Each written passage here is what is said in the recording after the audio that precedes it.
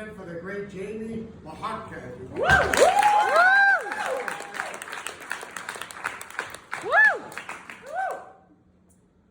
So I met Jordan in 2007. I will never forget it.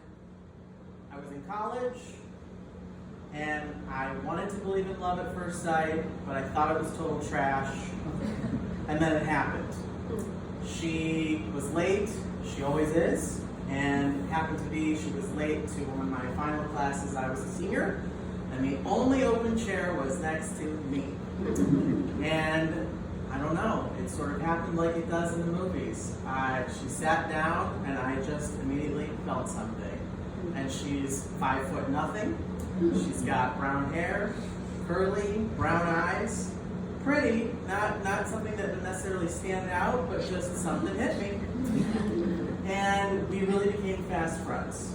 And we hung out all the time, and we talked, and we laughed. She thought I was funny, which is a plus for me.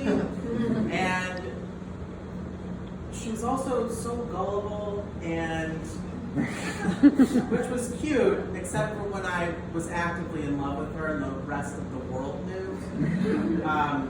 Like, to give you an example, do I look like I like walking all over Boston? Because I don't. And Jordan would say, oh, I'm just going to take a quick 3-mile walk down to the Prudential Center and back. And I'm like, can I come with you? Can I carry your things?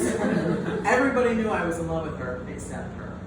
And she also had the ability, with a lot of people, I think, not just me, she can make you feel like you're the only person in the room when she's talking to you. And I felt so special, and I was so sure this was love at first sight for me, and there were just a couple of problems. Number one, I was a girl at the time, and I was a very butch lesbian. And number two, Jordan identified as just a straight, white girl. Just not into dating women, nothing really alternative about her at all. And yet we had this friendship and this connection, and I didn't know how things were going to play out. I just knew I was in love with her, and I stayed in touch with her. I moved to LA after I graduated college. She ended up coming to visit 2 years later.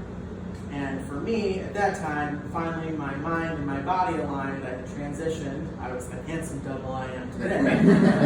And when she came, something struck me again, and I thought, gee, this would be a great time to just tell her I've lovingly been stalking her from afar. And that I love her, and I would like her to date me.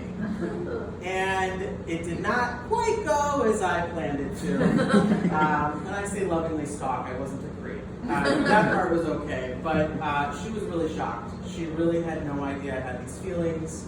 And I think, you know, it can be a lot, even if I was born into the right body and I was just a regular guy. You know, when you have a best friend and you profess your love, it's a big gamble. You don't know how it's going to go. So she really mostly reacted with shock, maybe a little bit of horror, and I thought, you know, I hope I didn't just destroy our friendship. I think I believed that I was never really going to find someone to date. You know, being transgender was not easy.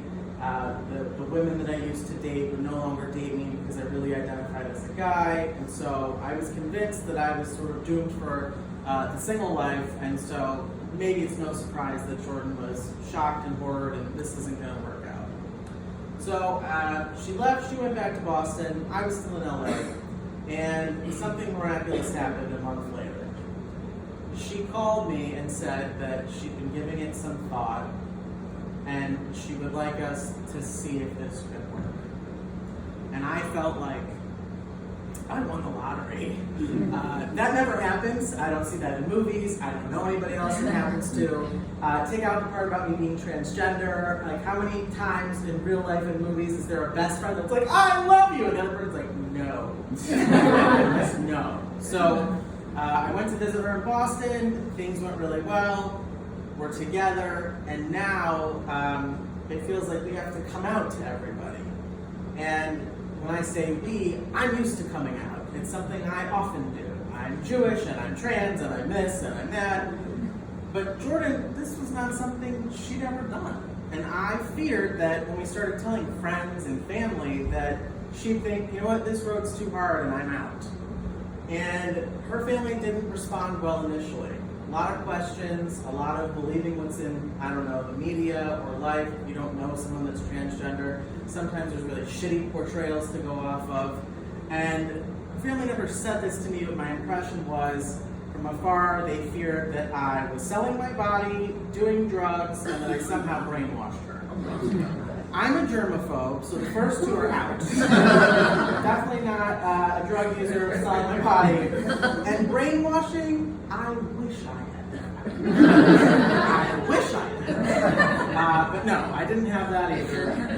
But luck has it that over time, they did get to know me. It did help that I'm Jewish because she's Jewish too, and our families can be really particular about that. So I felt like I had one small win. And I'm happy to say that we've been married for 4 years and together for 10. And we also have a son. His name, on good days, is Bennett.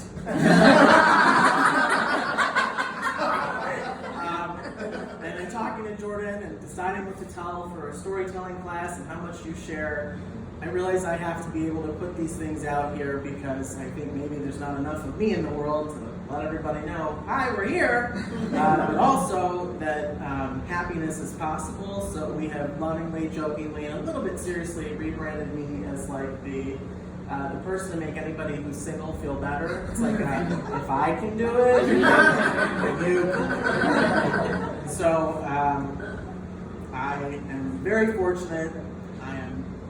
I didn't get to imagine this kind of life for myself, and it's been really awesome to pave it as I go along.